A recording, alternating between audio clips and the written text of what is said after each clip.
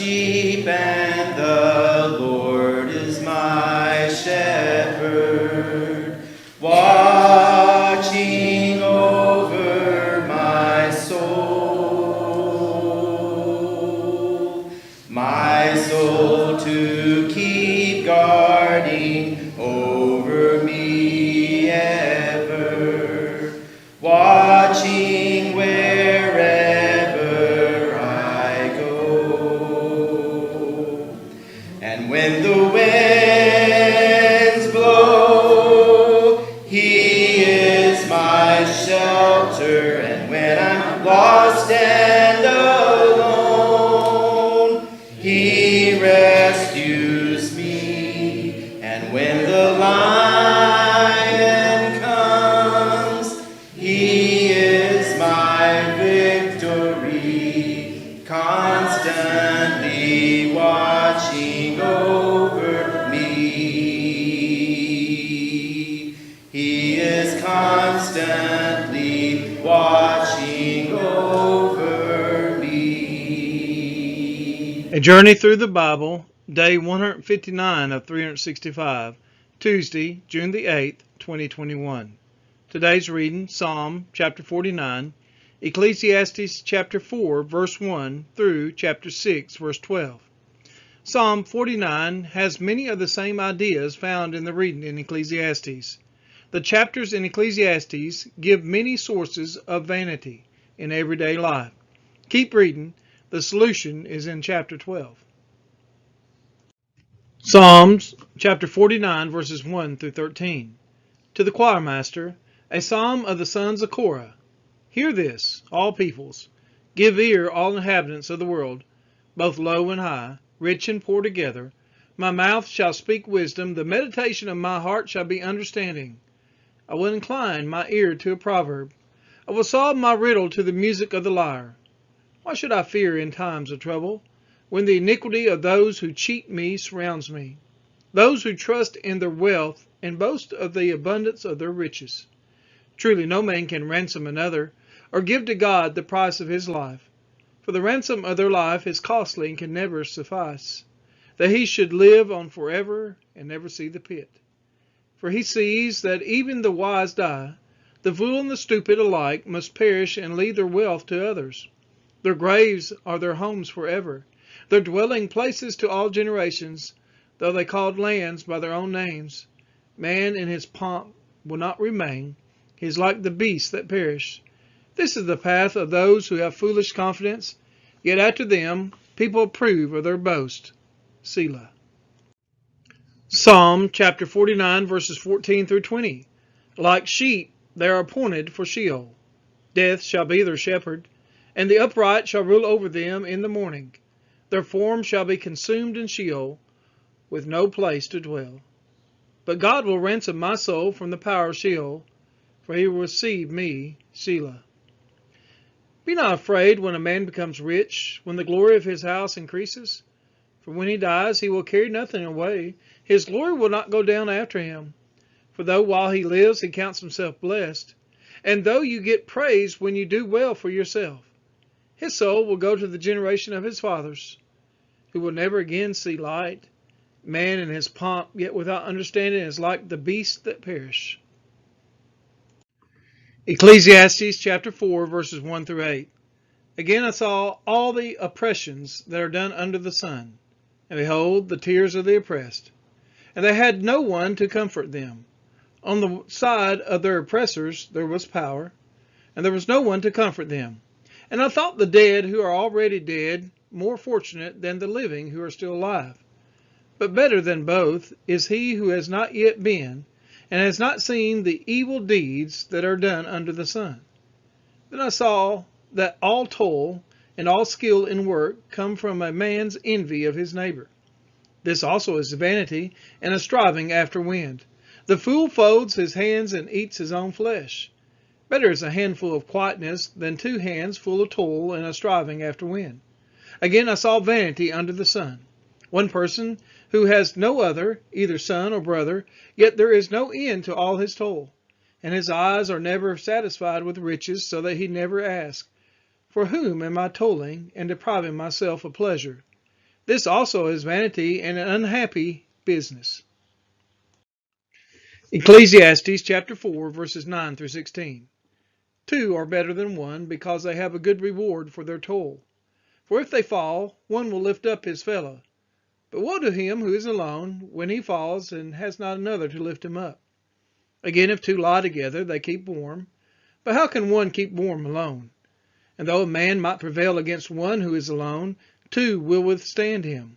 A threefold cord is not quickly broken. Better was a poor and wise youth than an old and foolish king, who no longer knew how to take advice. For he went from prison to the throne, though in his own kingdom he had been born poor. As all the living who move under the sun, along with that youth who was to stand in the king's place. There was no end of all the people, all of whom he led. Yet those who come later will not rejoice in him. Surely this also is vanity and a striving after wind. Ecclesiastes chapter 5, verses 1 through 9. Guard your steps when you go to the house of God. To draw near to listen is better than to offer the sacrifice of fools, for they do not know that they are doing evil. Be not rash with your mouth, nor let your heart be hasty to utter a word before God. For God is in heaven, and you are on earth. Therefore let your words be few. For a dream comes with much business, and a fool's voice with many words. When you vow a vow to God, do not delay paying it, for he has no pleasure in fools. Pay what you vow. It is better that you should not vow than that you should vow and not pay. Let not your mouth lead you into sin, and do not say before the messenger that it was a mistake. Why should God be angry at your voice and destroy the work of your hands? For when dreams increase and words grow many, there is vanity. But God is the one you must fear. If you see in a province the oppression of the poor and the violation of justice and righteousness, do not be amazed at the matter, for the high official is watched by a higher, and there are yet higher ones over them. For this is gain for land in every way, a king committed to cultivated fields. Ecclesiastes chapter 5, verses 10 through 20. He who loves money will not be satisfied with money, nor he who loves wealth with his income. This also is vanity. When goods increase, they increase who eat them. And what advantage has their owner but to see them with his eyes? Sweet is the sleep of a laborer, whether he eats little or much. But the full stomach of the rich will not let him sleep. There is a grievous evil that I have seen under the sun. Riches were kept by their owner to his hurt, and those riches were lost in a bad venture. And he is father of a son, but he has nothing in his hand. And he came from his mother's womb, he shall go again, naked as he came, and shall take nothing for his toil that he may carry away in his hand. This also is a grievous evil. Just as he came, so shall he go. And what gain is there to him who toils for the wind? Moreover, all his days he eats in darkness, in much vexation and sickness and anger. Behold, what I have seen to be good and fitting is to eat and drink, and find enjoyment in all the toil with which one toils under the sun, the few days of his life that God has given him. For this is his lot. Everyone also to whom God has given wealth and possessions, and power to enjoy them, and to accept his lot and rejoice in his toil, this is the gift of God. For he will not much remember the days of his life, because God keeps him occupied with joy in his heart. Ecclesiastes chapter 6, verses 1 through 12. There is an evil that I have seen under the sun, and it lies heavy on mankind. A man to whom God gives wealth, possessions, and honor, so that he lacks nothing of all that he desires, yet God does not give him power to enjoy them, but a stranger enjoys them. This is vanity. It is a grievous evil. If a man fathers 100 children and lives many years, so that the days of his years are many, but his soul is not satisfied with life's good things, and he also has no burial, I say that a stillborn child is better off than he. For it comes in vanity and goes in darkness, and in darkness its name is covered. Moreover, it has not seen the sun or known anything, yet it finds rest rather than he. even though he should live 1,000 years twice over, yet enjoy no good? Do not all go to the one place? All the toil of man is for his mouth, yet his appetite is not satisfied. For what advantage has the wise man over the fool? And what does the poor man have, who knows how to conduct himself before the living? Better is the sight of the eyes than the wandering of the appetite. This also is vanity and a striving after wind. Whatever has come to be has already been named, and it is known what man is, and that he is not able to dispute with one stronger than he. The more words, the more vanity. And what is the advantage to man? For who knows what is good for man while he lives the few days of his vain life, which he passes like a shadow? For who can tell man what will be after him under the sun?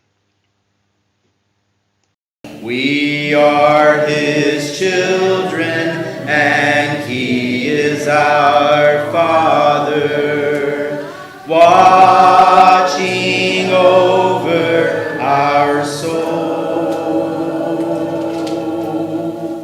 Great is his love for his sons and his daughters, watching